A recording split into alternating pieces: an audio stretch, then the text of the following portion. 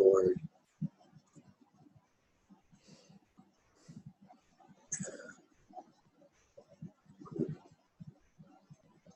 All right.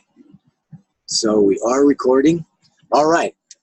So hello, everyone, and welcome to another episode of the Aware Athlete Show. I am your host, Scott Forrester.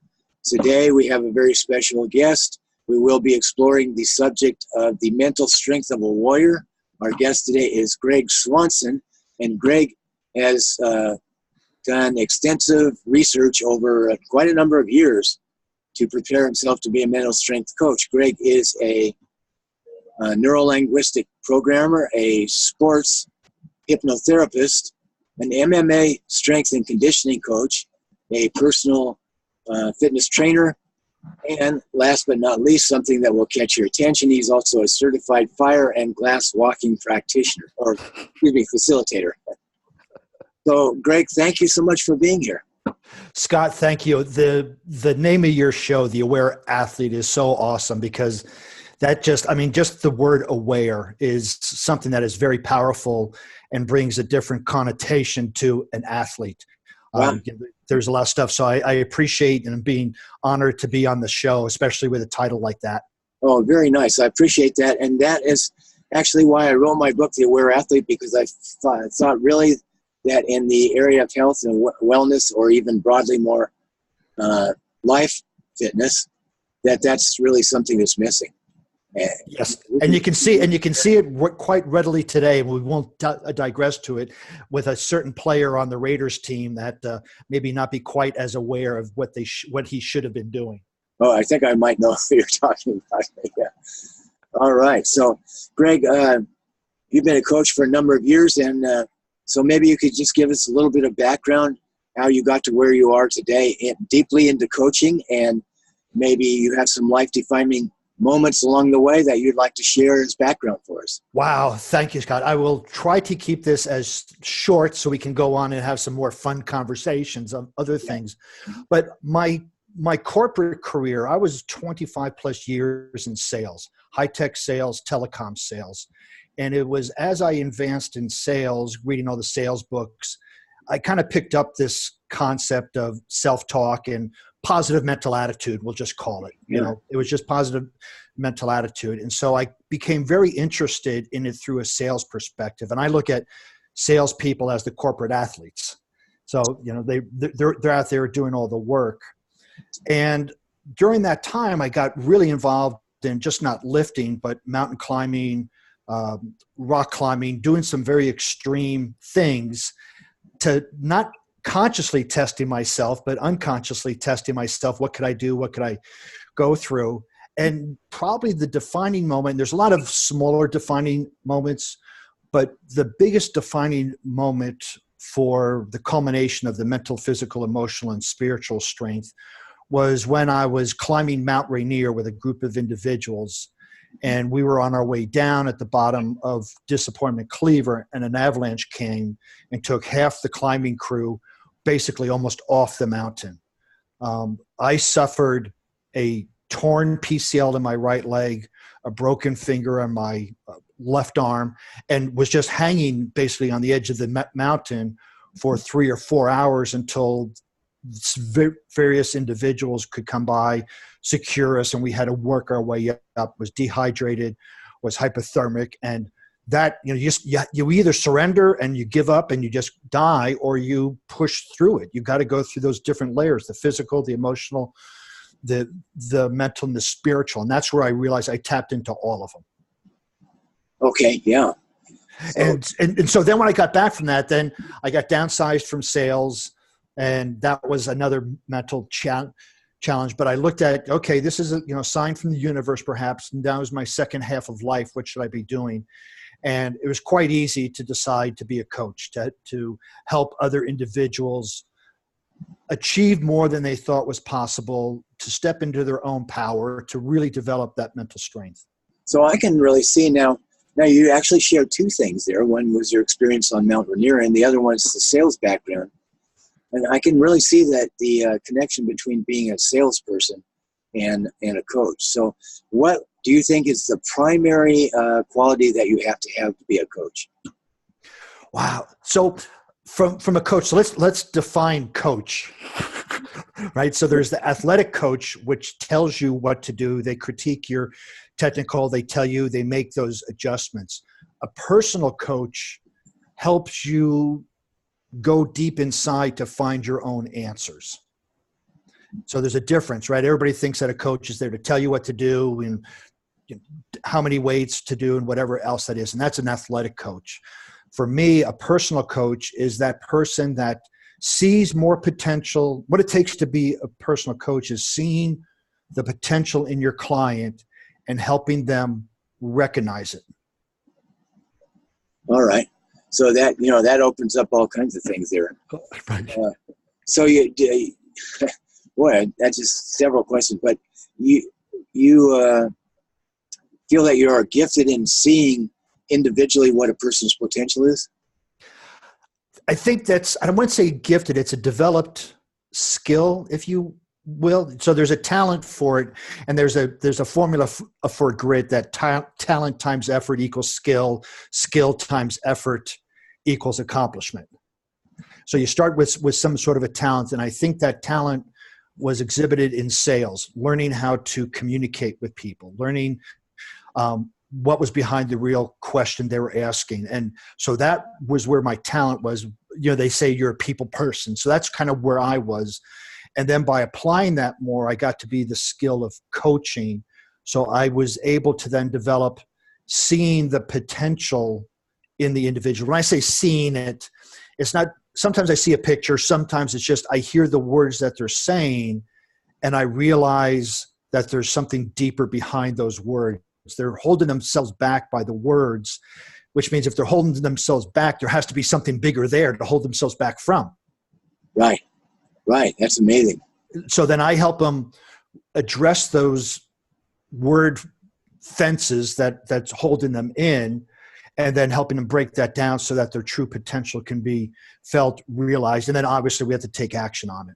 So you listen to their language very carefully. And so there's two things in being a salesperson. One is I would think it would really take some deep self-belief.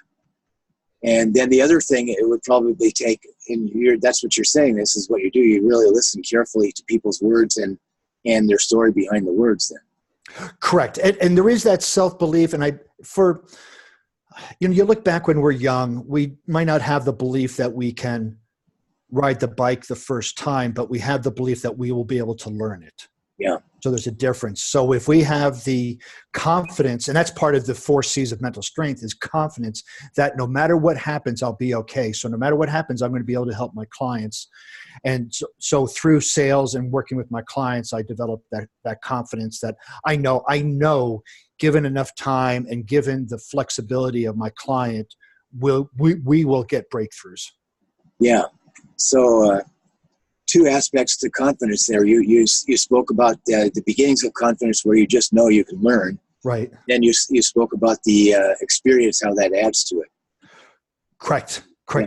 And then part of the confidence section is also that no matter what happens, I'll be okay. And no matter what happens, I'll learn. Yeah.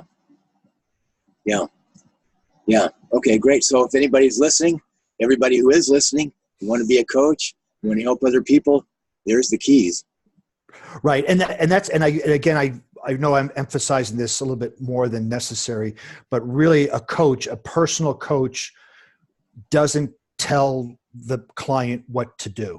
Yeah. They may reflect back to them. Let's just say that you wanted to achieve something. You come to me with 3 excuses why you didn't. I would say, how do those reasons help you move forward, or how do they hold you back? I wouldn't say you're full of crap, right? Because I wouldn't say just pick up the phone and do it. I would not interrogate them, but I would ask them so they could pull those questions out. And that's the difference between a personal coach and an athletic coach.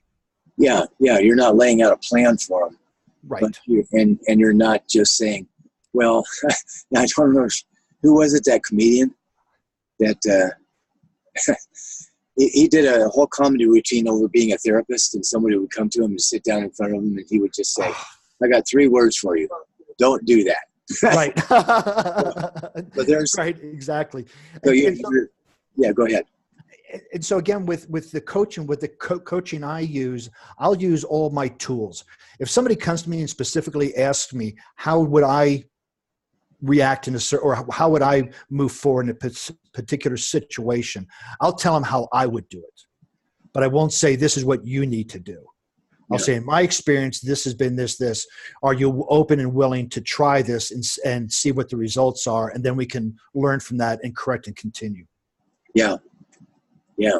So what about somebody who comes to you and they say, I'm not happy with my situation. I know I want to do more than this, but I don't know what it is. Well, so a lot of my clients come to me like that, and they're in jobs. And they're not happy with the job they're in, and they're looking for another job. They're looking for help. And what I tell them often shocks them. And I say, you never leave a job when you're unhappy, because that unhappiness will follow you to the new job. Yeah. You need to be happy with your new job. And we define that happiness is internal. It's not driven by an external event, the pay, the boss, whatever. There are some things that can become uncomfortable, but it's up to you on how you respond to it. And so part of it is getting happy with finding the purpose, in this particular case with work, finding not your life purpose, but finding the purpose of your work and how it affects other people's lives, understanding it and becoming passionate about it, and then look for another job. Yeah. And that would be the same thing in a relationship. I'm happy with this relationship. I'm going to go find another one. Well, be happy with this one first, and then go find another one. Yeah. Yeah. So actually, by the time you reach that state, you're already in a position where you can leave that job. I mean, you probably know how now. Correct. Right. And so when I say that to clients, they're like, well, if I stay here and happy, I won't need to look for another job. Hey, how about that? Yeah. Yeah. But if you do decide to leave, you'll now know what to look for in this next job. Right. So it's basically a value solicitation about what's important to them about a career. Most people, and we have values in life and our careers. And when we know what's important to us about life, about a relationship, and we know the priority of those, then we can take action to align with that. Many times we don't take action that aligns with it. We feel disjointed. We feel out of place. Right. And then we look externally for it when it's actually an internal alignment. Right. Yeah, sometimes the discomfort we have, the fact that we're upset, we're not settled and so on, it's good because it doesn't let us just settle for something we're not meant to do. And I found that, and I don't think I'm the only one. I think that a lot of the jobs that we get, that we just do because we have to do them to support our families, they don't allow a lot of creativity. And if you're a real creative person, that doesn't settle well with you. Right. And so for those particular cases, I'll work with a client and say, where can you express your creativity? It may not be at work, yeah, but you may be holding yourself back outside of work. Right. So can you express that creativity so at least it's being expressed, and then we know that creativity is important to you in a job, and so now we can start to look for a different job that has that creativity part in it. But most people will shut themselves down at work, and they'll take that shut down attitude to life, and yeah. So they're not creative in life. They're not here. Well, I want to be creative. I don't know what to do, and just do something. Yeah. Well, just do something that can be profound too. Right. And because in Angela Duckworth's book, Grit. I see you've been reading that. Yeah. Right. She talks about when we find our passion, you have to play with a lot of things. So just do something, see how it resonates with you. And it's okay if it doesn't work, move on. But at least you'll know what doesn't work as opposed to sitting and doing nothing. Yeah. And what a lot of people are afraid of, they say, I'm afraid of failure. But actually, by not trying something, they're automatically failing. So they're not really afraid of failure. They're afraid of who they're going to be if they succeed. That's right. So you never know. I mean, I think it takes a lifetime to truly uncover your purpose, your individual purpose. But right. So there's a life purpose, which I help clients with. And mine isn't the only way. Mine's not the right way. It resonated for me. It resonates for my clients. Yeah. But I look at a life purpose as something you take with you to work, to your relationships, to your recreation. It always follows you around. It's like your shadow. It's always there. Yeah. You can have your purpose for why you're doing your job. What is that purpose? And, it could be data entry, and people go, I just type numbers in, right? But what is that record for? Is it for a record so a patient comes in and won't be medicated with a medicine that they're allergic to that could die? So you're actually saving people's lives. Oh, wow, I never thought of that. Yeah. Yeah. Yeah. As despite the fact that we can criticize the inefficiencies and the ineptness of some of our jobs, they're valuable too. Right. I mean, they really are. And if we can look at it, when we tend to take a myopic view of what we do as a task. I'm data entry. I'm cleaning the floors. I mean, there was I mess up this story constantly, but there was a president, I think it was Kennedy, went to visit NASA when they were building the rockets, and there was a janitor there. And the president asked, so what do you do here? He goes, I'm putting somebody on the moon. Right. So he knew that his job was directly related with putting somebody on the moon. Yeah. Yeah, that's pretty cool. Yeah. So what is a warrior? Way I define it, the way I try to live it, is a warrior is one that has conquered themselves, self-mastery. Because the biggest battle any warrior is going to have is within. The external battles are an expression of the internal victories that they've had. When I say internal, that's the physical, the mental, the emotional, and the spiritual. And it's not necessarily conquering it where you don't have any emotions, but you will have mastery over all four segments. Right. Okay. So now I might as well have asked you, what is inner strength? So inner strength is, I would look at it as you have, so the emotional is inner, the mental is inner, and your spiritual is inner. Your physical is the only one that's outer. So you talk about outer strength, it would be what the physical body can do. Inner strength is a culmination of those three, the mental, the emotional, and the spiritual. And that inner strength, when they are aligned with a purpose to express the physical strength, that's where that warrior comes out. So I would look at inner strength as a culmination of your mental, your emotional, and your spiritual aspects of yourself. Yeah, completely different from the idea you might have when you just hear about mental toughness. Right. So can I this is I'm not going to say my pet peeve, but my language, the difference. So I appreciate the word mental toughness, and it's been used quite a lot. And I use the word mental strength because when I look at toughness, I think of tolerating, like building a callus on your foot. You're tolerating. Your feet are getting tough to walk on concrete, to walk on glass, whatever. So it's tough. Strength means you've gone through an adversity and you have grown from it. You're not tolerating it anymore, but you have grown from it. Yes. So physical strength is there's a growth to it. Physical toughness is being able to tolerate the same thing over and over again. At least that's my thinking of it. So that's why I like mental strength is the ability to face an adversity, move beyond it, and grow because of it. Mental toughness would be, I can take it, but there's no real growth. That's my perception. Yeah.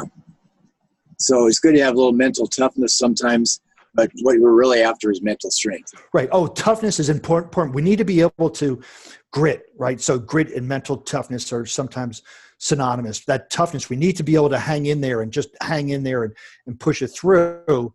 And then there's the other times where we need to push through so that we grow from it.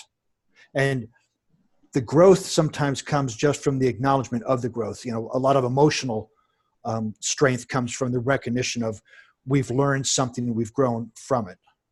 Yeah. So when you're learning something, sometimes it doesn't seem like you are, but in retrospect, you almost always learn that you've learned something. Right. And the key is to learn it in a positive way that helps you move forward, as opposed to something you're not going to do. So relationships, right? I learned I'm never going to date somebody like this. I learned I'm never going to take a job like this. I learned I'm never going to, well, that's not learning. That's holding you back. So what did you learn? So you could flip it 180 and say, what I learned is I'm going to date a person like this. I'm going to look for a job like this, not I'm never going to do this. Yeah. Right. There's a fine line, but how we talk creates the pictures in our head. It does. Yeah.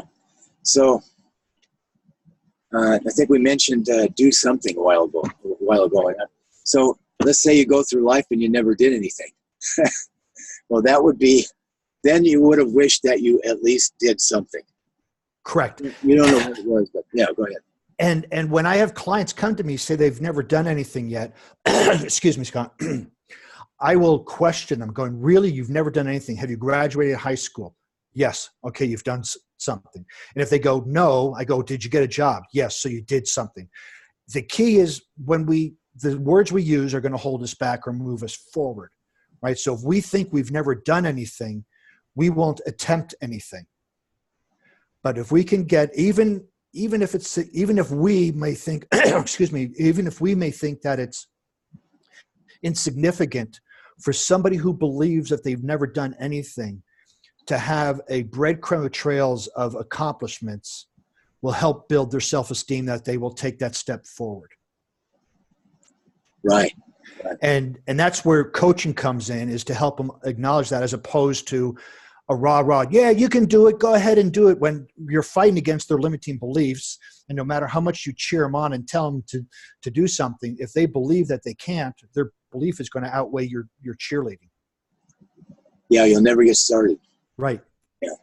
So that you're an NLP practitioner, and so that's neuro-linguistic programming for people that don't know the acronym.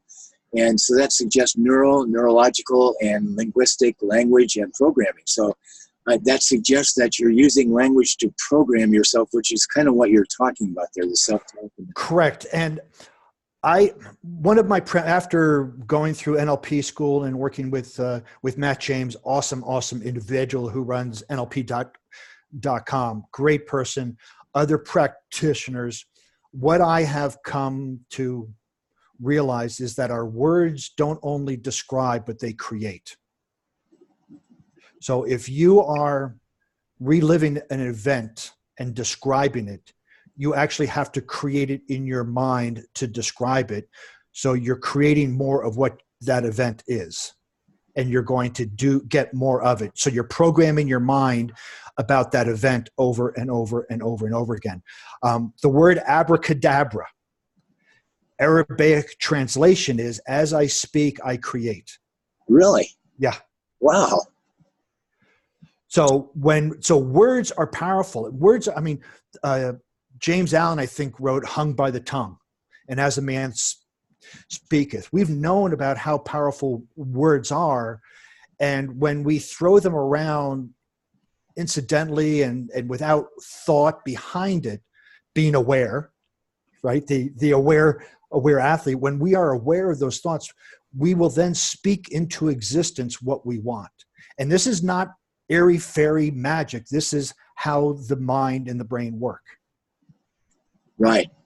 Okay, so we have so many thoughts during the day.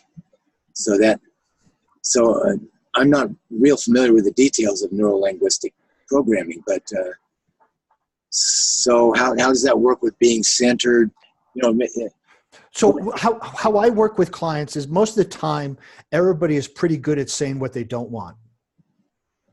And they keep getting what they don't want. I don't want this. I knew this was going to happen. Oh, if you knew it was going to happen, then you must have been mentally rehearsing it happening, because you then created because you knew it was going to happen. Yeah. And this is where we need to take ownership of the words create.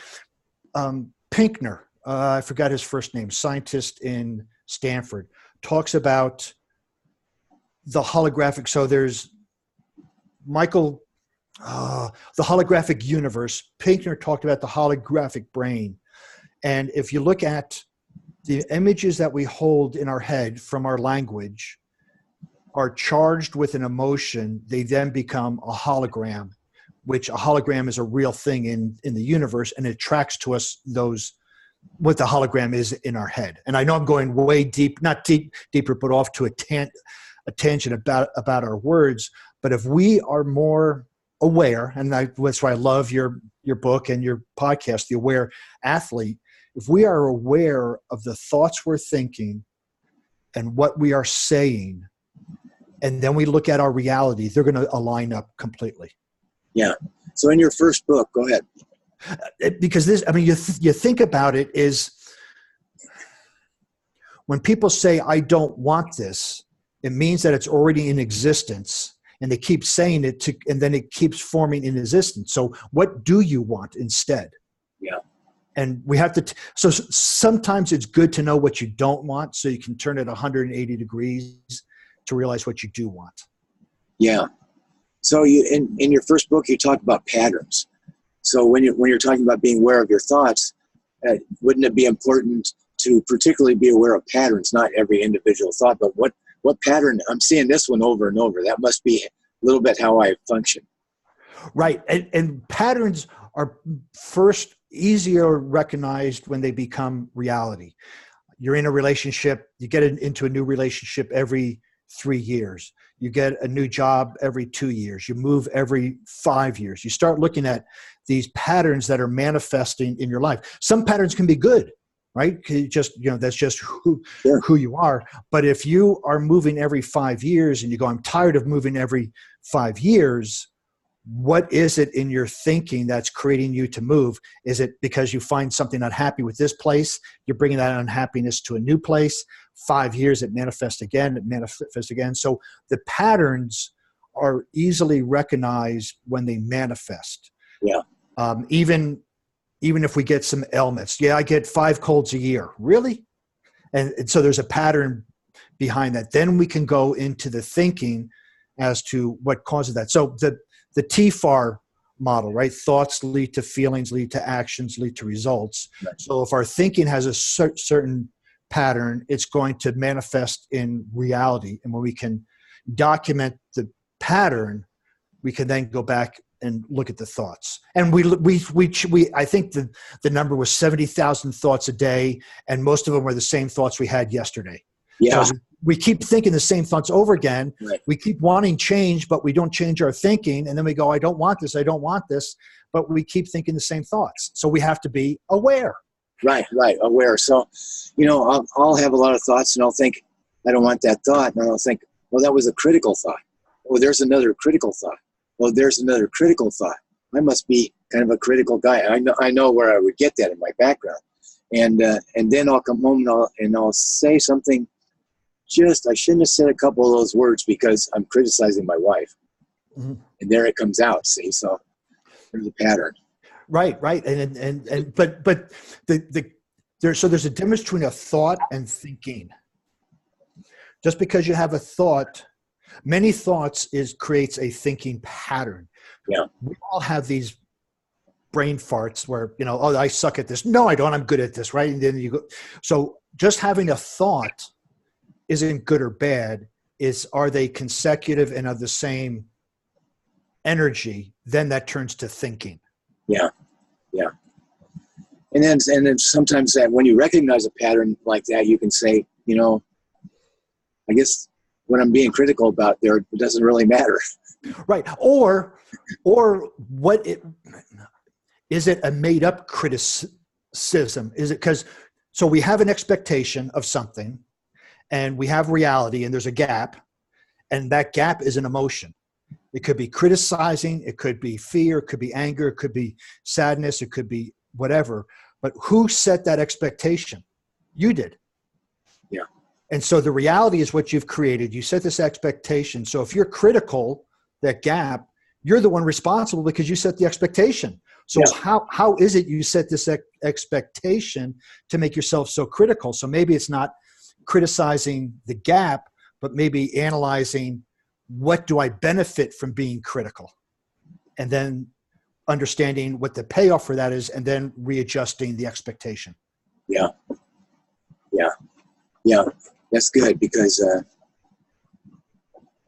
you do have to be aware, because you've got some things that in your past that actually work out to be gifts or things you can use, but then they go over this fine line, and then they're not so beneficial. Right. And the key there is, how do we look at them?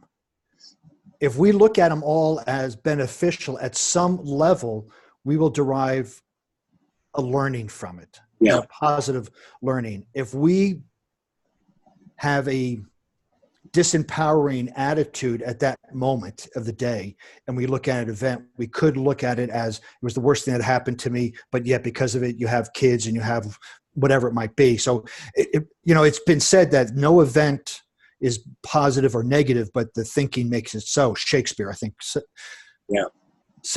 that. And that, so the event doesn't necessarily have to be external. It could be internal. Oh, my wife burned dinner tonight.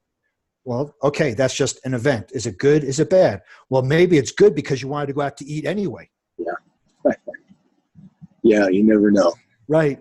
Or maybe it's good because that was just a I hate to say just a test you needed, but maybe you learned something from it. Right. And it could be that maybe next time you help instead of criticizing. So now we're actually getting into something else. We've identified patterns here, but here's another interesting thing, and that is, let's say that you are already in a practice. You've established a practice, or at least for that day, or at least for this hour. You're already mindful of being, let's say, for lack of a better term right now, for being kind of centered, calm, in a place where you can have the correct emotional or action response to any situation you're in. In other words, you're already deliberately practicing centeredness. Right. And so now we've identified some patterns, but you could live passively or you could live actively. So you could actually be letting life happen to you all the time, or you could be actually in a place where you are actually striving or just practicing being in correct alignment with the moment. Does that make sense? Yes, absolutely. And most people let life happen to them. They're like a cork on the ocean. Yeah. I didn't want to go this way. I didn't want to go this way. What's happening to me?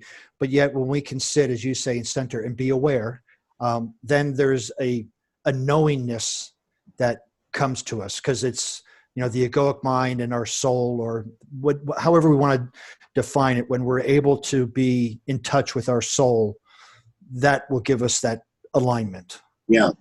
I can think of examples in my life of both ways, where something happens and it just blindsides you and you're just, it's just a mess, or it becomes a real burden on you and you're worried about it, or where you're already going through the day, trying to be the way you need to be for each moment. And so something happens then, I think of, something that happened to my vehicle. It's just a mess, and you don't know if you're going to get home for dinner. You might have to be at the repair shop all night, but you're already prepared for that, knowing that it's going to work out. Right. And that's kind of right. The warrior understands these things happen, and they're prepared mentally and emotionally to handle it. They don't get derailed by it. Yeah. And that's what, so you're in control of your emotions, and you just have a plan that you move on to. Yeah. And you find the strength in the moment. And so right. What I like to say about awareness is, because it's a human gift and ability, every person out here has used a measure of awareness in their life at some time. We all tap into that sometimes. And I say, first day on a job, you're pretty aware. Right. What's going on. If you're there for the birth of your child, yeah. whether mom or dad, you're very aware. Yeah. And to greater or lesser degrees, we apply that. But then almost no one really realizes the absolute value of awareness, of being aware of the little things, how the little things can be the biggest thing there is that make the biggest difference. Being aware of the details what's going on in your life, or just that reminds me of Dan Millman's book, right? The Way of the Peaceful Warrior. I don't know if you ever read the books or saw the movie. The movie didn't do the books justice, but the movie was really good with Nick Nolte, and it was basically what you're saying: be aware, be here now. Yeah. I know that's been said before, but right. No, but repetition, and we need to hear it from different voices, from different people like yourself, just to bring it up there, because you'll resonate with different people who have heard it, and they'll go, "Oh man, that makes so much sense." Right. So the big example that comes up with me is, so I fell off a roof. That's one of the reasons I wrote the book and got into Feldenkrais practice and so on. Okay. Fell off a roof. I hurt myself. I broke my ankle. And then after a year, I got a surgical repair on the ankle, and my knee wasn't working quite right. I hadn't really hurt my knee that much in the fall, but after that whole year of everything I was going through, it wasn't working quite that well. So I went to a physical therapist, and the first one I went to applied some real general physical therapy ideas and made it worse. And then I went to another one. Now, he was an ultra runner, and he knew what he was doing in that area and knew a little bit about Feldenkrais and so on. But then we began to make some progress, and the difference was a tiny bit of awareness that it's not my knee is messing up, it's what am I doing to move my knee and integrate it with myself, right, in a way that doesn't function very well. And once you shift to that, what am I doing? This little difference, a little bit, because you can learn a little bit, now you don't have much of a problem anymore. That doesn't mean you won't have to learn a little bit more later, because that knowledge only carries you so far. But you learn just a little bit of awareness. And that's not something people apply to injury very much. They say, I want to be fixed. I want physical therapy. I want some exercise. I want a quick fix. I want an ibuprofen. I want whatever I want. But I don't want to pay attention to the tiny little details for a while. Right. And take ownership. And Scott, that's an awesome story and a great relation. And after stories like that, I go, just like life. Because people, there's something wrong in their life. They're going, why is this happening? As opposed to, what am I doing to create this, right? There's a different view. It's my knee's messing up. My life is messing up. My relationship is messing up. My job is messing up. No, what are you doing to create that reaction in your knee? What are you doing to create that event in your relationship? So I think that's a brilliant story. Once you ask that question, you're on a whole different road. Right. And a lot of people, I would say probably the people that listen and read your books and are mine are open to taking responsibility for their own awareness. Yeah. But there is a great deal of people out there they're just not there yet. And I'm not saying that they're stupid, ignorant. They just aren't there yet. They haven't experienced enough to force them into this being aware. Yeah. Like I say, we all use awareness, but we don't all give it the respect it deserves. And exactly. We don't all do that all the time. I don't know anybody Moshe Feldenkrais, he came up with awareness through movement lessons. Right. But he told his students, I'm not aware all the time. Right. Yeah. I mean, you almost can't be, because it's sensory overload. Yeah. I mean, if you're driving the car, you're not aware of your seat on the car, what the smell is in the car, what the temperature is. You're not even aware of driving the car, but you're aware of maybe the song you're listening to. So, awareness is almost, for me, it's selective, but this is why when you sit still, like you were talking about earlier, is when you're able to really control that awareness or exercise it, I should say, not control it, exercise it. It's a special gift that you use at special times, and we should use more. Right. And you can even I would look at it as a muscle that needs to be strengthened and grown. You need to, you're aware for 10 seconds, then you're aware for 15, then 20, then a minute. And as you grow this, you'll be able to take that laser and whatever situation you're in, be aware. Yeah. So most of our life, we run on habits. Oh. Yeah. And that's not bad, because right. People give the example, you don't want to get up and learn how to tie your shoe every morning. You never get to do that. Or learn how to drive your car again every day. Right. That's a very good thing. But then when things aren't going so well, then we can apply more awareness, and we can make a change there. So we have a certain amount of free will. It's not so I read that in one of the questions that you asked me, and do we really? I mean, this is we could probably do a whole show on this about free will. Yeah. Do we really have free will, or are we selecting something we've already done before? Because again, if the unconscious mind, so the conscious mind is the goal setter. We're going to sit down and write some goals down. The unconscious mind is the goal getter. It drives our behavior. Do we really, so like the Matrix, do we really have free will when all we're running on is programs and we've been exposed to almost everything there is? So are we just making choices, or are we really I don't have the answer, but it's a very powerful question. Do we really have free will? I think we have less than we think. Right. Yeah. Because everybody assumes they can just do whatever they want. Right. But also, let's say you're at a restaurant. You've been to this restaurant before. You have a choice of steak, salmon, whatever. I'm going to exercise my free will and have the steak. Well, you've done that before. So is that really free will, or just repeating something that's already been done? Well, so that's a good question. I think we have less free will than we really think. And, that's something that Feldenkrais, Dr. Feldenkrais, you're familiar with him. Maybe I'm sure some of our listeners are. But he talked about how, if you have to change anything, it's just like your whole life is ruined. Like he would do something like, let's say, okay, so we normally have our classes in the morning here and we're done. We have maybe an hour and a half lunch, because it's pretty intense work we're doing. We'll come back and have another hour and a half or so, and we'll finish up. He says, tonight we're going to have our classes at midnight. Well, that screws everybody's schedule up, and they're all upset about, that's going to throw off my sleep, and it's going to do this and that. But, he would just make a change sometimes. Right. And it would show people how hard, how set in our ways we are. Right.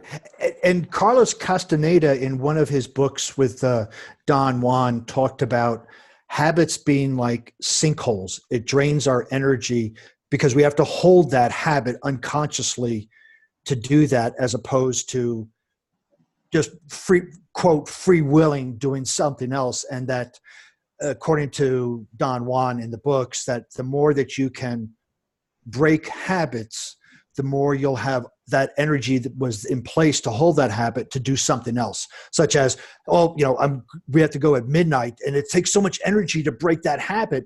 And then we know how much energy we've been expelling or using to keep that habit in place, and now we have to break it. So I love that example.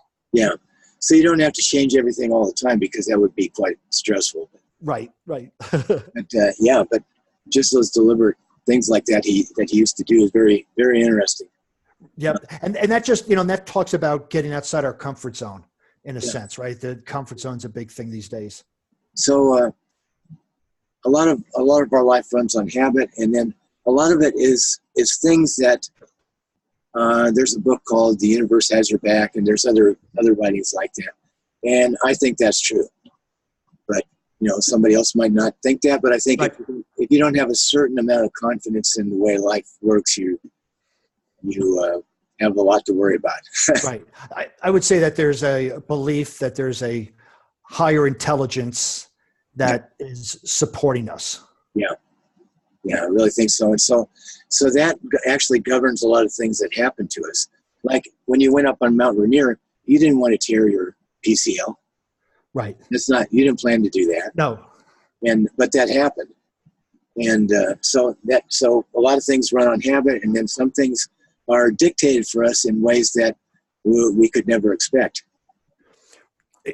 Right, exactly. And that gets to, I guess, trust and faith, and these words that some people may be uncomfortable with, that if we look at the specific event, it could be devastating. Well, I was in a cast and this and that, but then you look past it and look into the future.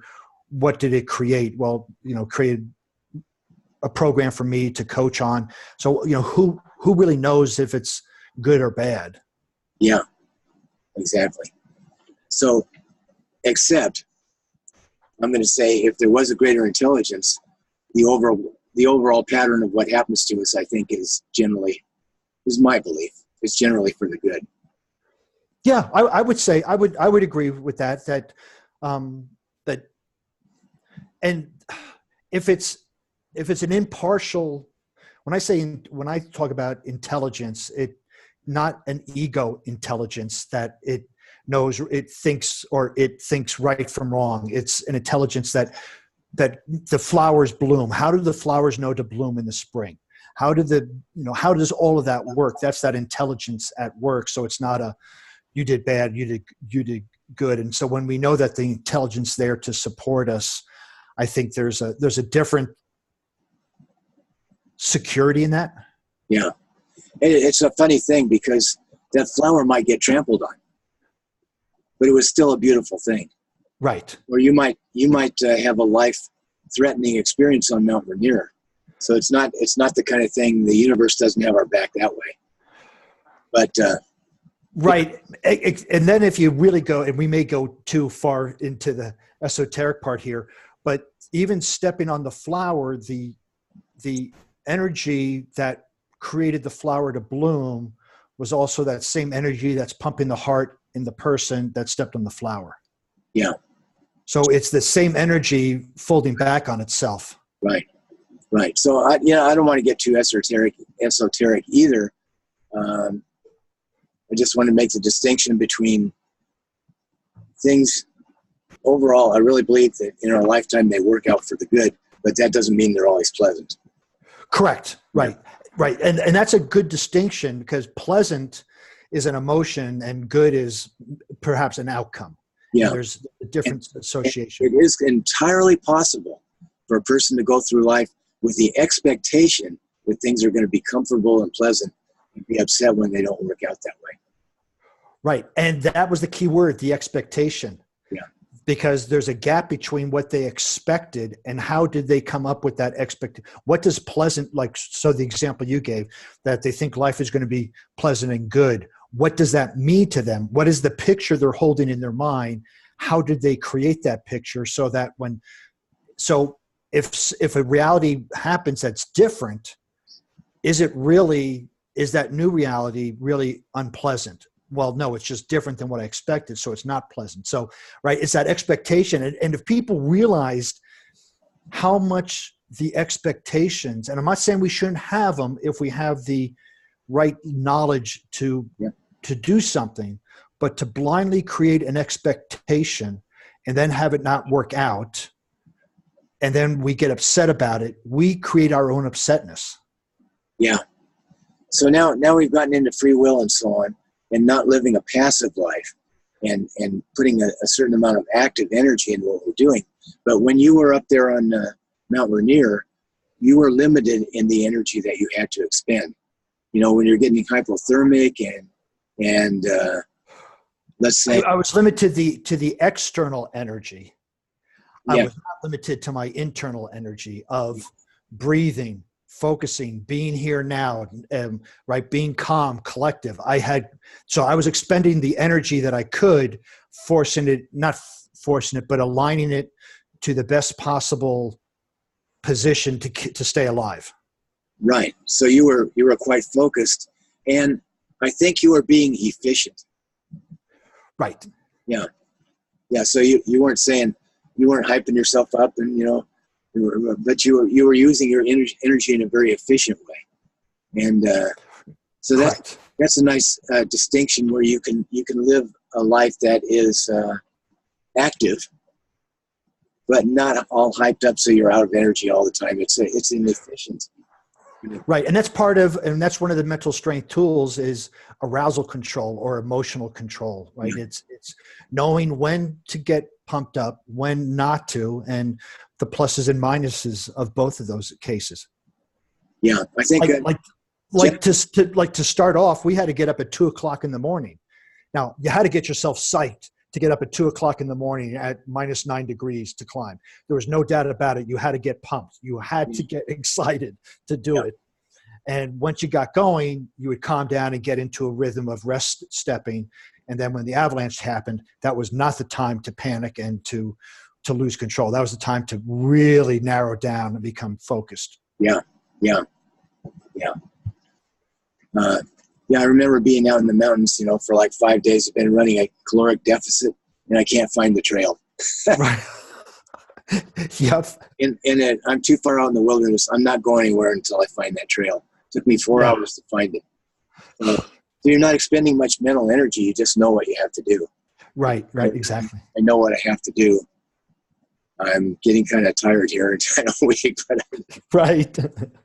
But then once you find the trail, and it wasn't too bad a trail at that point, it was actually so much better than where I was. When you start making time, then you're not near as tired. And right, because now there's that expectation that you're on the right path. Yeah. Right, and that expectation can create some energy. Yeah. Now you're going 3 or 4 miles an hour, and you only got 13 miles to go. Right. Yeah.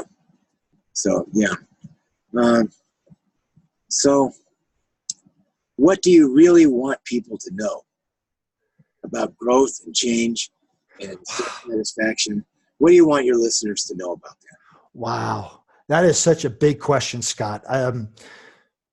It can be summed up with a simple answer, but if it's taken to heart, you are more powerful than you think. I mean, it really is. Marianne Williamson had a great quote on that, right? Who am I to be small? Who am I? I mean, that quote really resonates with me and my clients. And I think that puts it all in perspective is, who are you not to play big? Who are you not to show the world?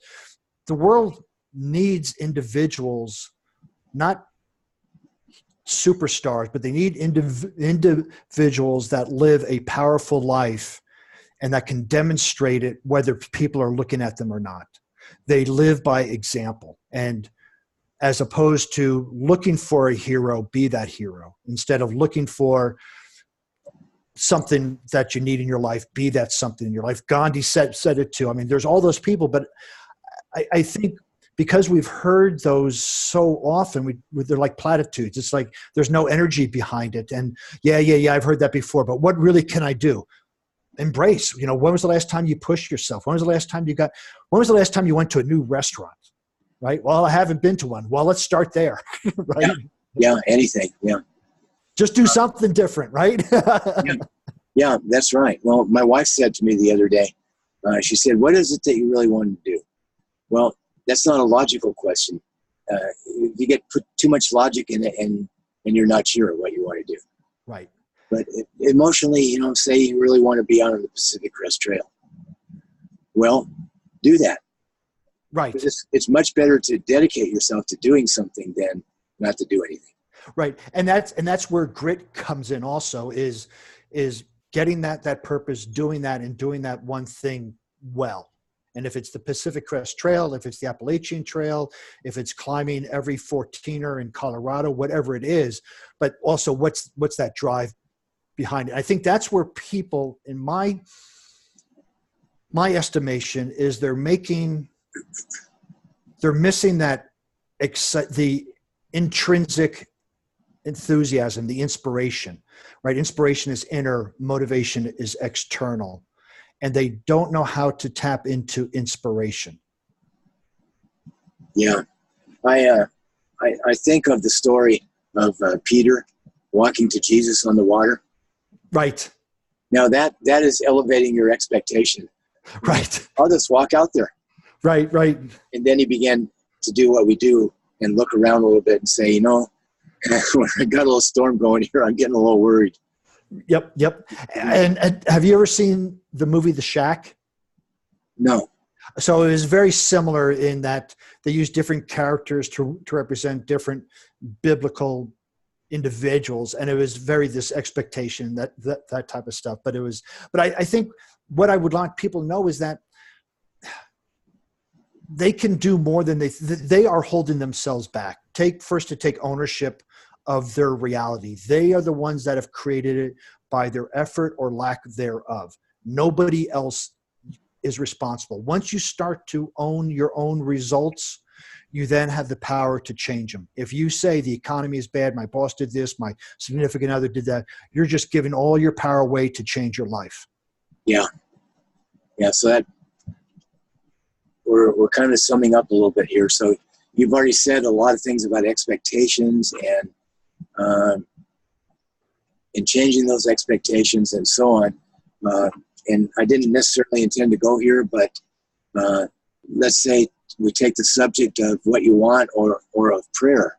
When you pray for something, believe that you already have it. And that's really kind of what you were saying with the neuro-linguistic programming and so on.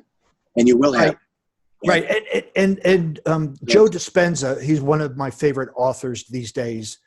He was in the movie What the Bleep. Yeah. And he wrote a book, Breaking the Habit of Being Yourself and Becoming Supernatural.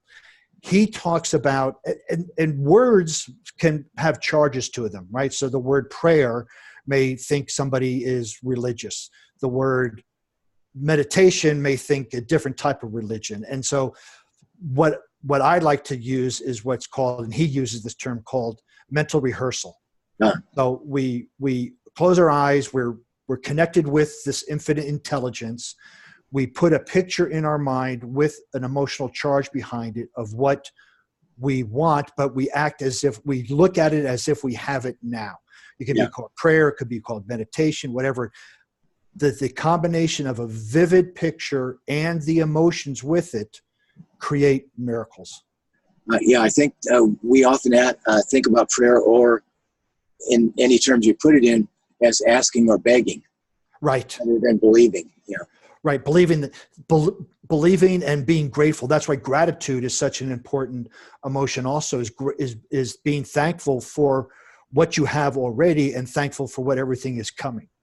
So your life can't be too bad if you're grateful, can it?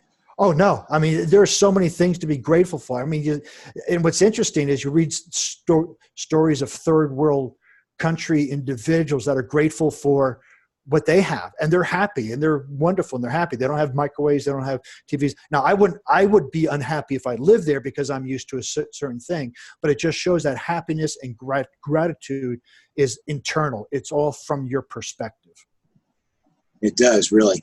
So let's put this in a worldview right now. In the time that we're in, I think we're always in an interesting time, but today I think we're in a very interesting time.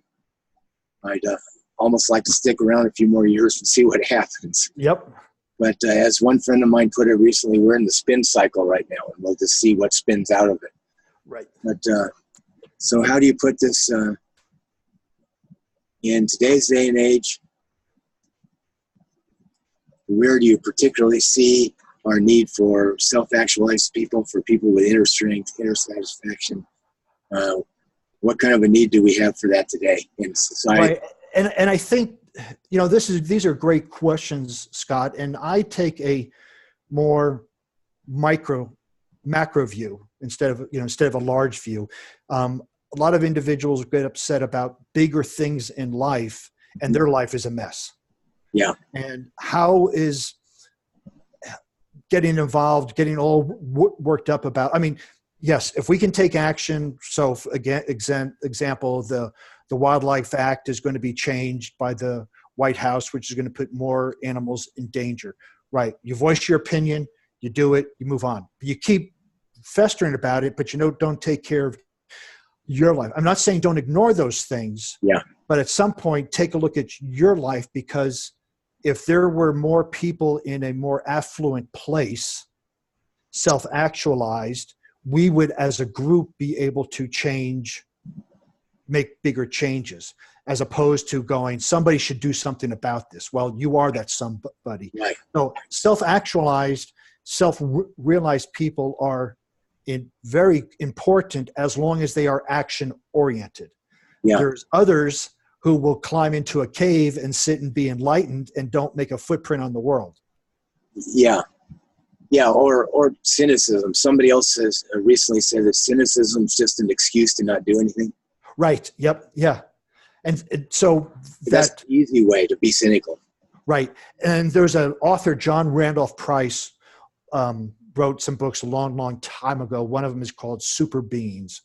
And it talks about these actualized individuals that are walking around the planet today, and that they hardly get sick. They've been living longer. They have abundance coming in, and they have aligned themselves with the universe, with themselves. They know who they are. And because of that, they have access to this power that's available to all of us, because we're hearts are beating, we heal ourselves. I mean, this is all miraculous power, but these self-actualized individuals have a conscious awareness of this.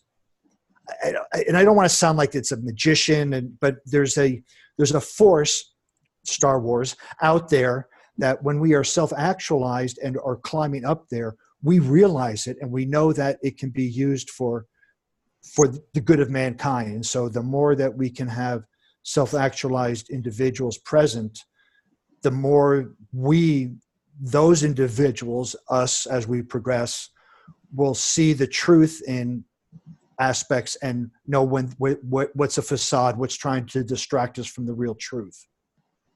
And now we're getting into politics and all sorts of other fun things. Yeah, well, that's going to go beyond the scope of this conversation, I think. Right. But one thing I've noticed in your resume, you have spent 20 years or so continuing to learn. And, we were talking back earlier about, let's say you're not satisfied because your job is not creative and you feel that you're a creative person. Well, what do you do about that? And you said, well, you find some outlet for that. So in other words, you're investing in yourself to create more creativity. You create more creativity, and maybe you will end up just being a creative person. Or maybe you'll end up doing it outside of the job. Either way, but you'll be a more creative person if that's, so you invest in yourself. That's what you've done. And you've really, I think the universe has invested in you, and you've invested in yourself too. So we talk about being self-actualized. We're talking about a special kind of self-education. So kind of an organic kind, rather than, you might be reading all the facts, that's good. But you're really integrating your self-education into all your organic experiences, and but definitely you've got a growth factor going on in yourself due to a special kind of self-education. You're open to learning in a special kind of way. Thank you, Scott. Yeah, and I enjoy it. And I think that's when you look at passion. That's what I'm passionate about. Is just not to learn so I'm, quote, better. I mean, I'm not better than anybody else out here, but what I know is I can be better than I was yesterday. Yeah. And the more I read and apply what I read, as opposed to just pure entertainment, the more that I will stumble, but the more I stumble, the more I'll grow afterwards.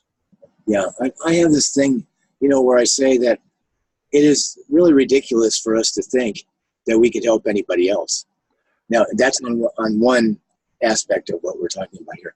But on the other hand, it's absolutely a serious subject, something that we must do. We must do what we're here for.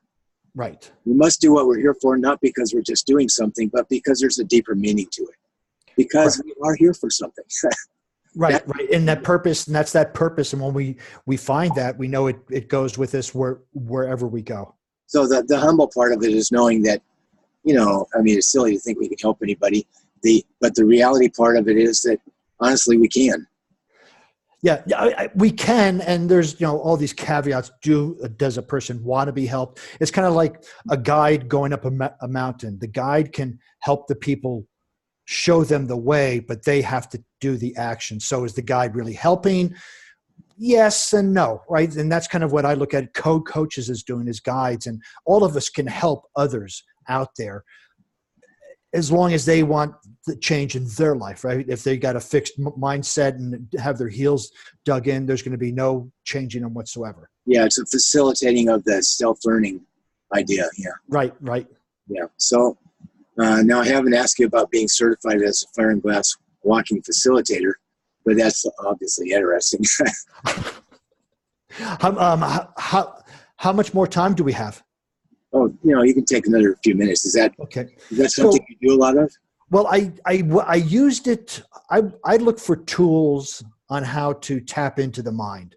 And the quickest way for me is physical, whether it's lifting weights, whether it's running, whether it's doing something. The physical always brings up the mind chatter. And so I was looking for tools on how to help people really face a fear and what's coming up for them.